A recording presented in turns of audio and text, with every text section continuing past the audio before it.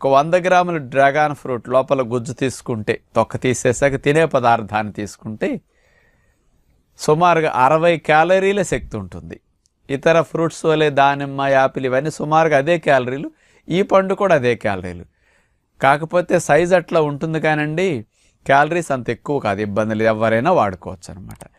ఇందులో carbohydrates only 13% మాత్రమే ఉంటాయి పిండి పదార్థాలు. ఫైబర్ మాత్రం 3 గ్రామ్స్ ఫైబర్ ఉందన్నమాట. కొవ్వులు అసలు ఉండవు, 0. అట్లాగే ప్రోటీన్ 1.2 గ్రామ్ ప్రోటీన్ ఉంటుందన్నమాట 100 గ్రాముల్లో తీసుకుంటే. ఇది డ్రాగన్ ఫ్రూట్లో ఉన్న విషయాలు. ఇక ఇందులో మెయిన్గా చెప్పుకోదగ్గది ఏంటంటే మినరల్స్ బాగా ఉంటాయి అన్నమాట. అట్లాగే ఫాస్ఫరస్, జింకు, కాల్షియము, మెగ్నీషియము ఇట్లాంటివన్నీ కూడా, క్లోరైడ్స్ చాలా బాగా ఉన్నాయట. ఇవన్నీ సమృద్ధిగా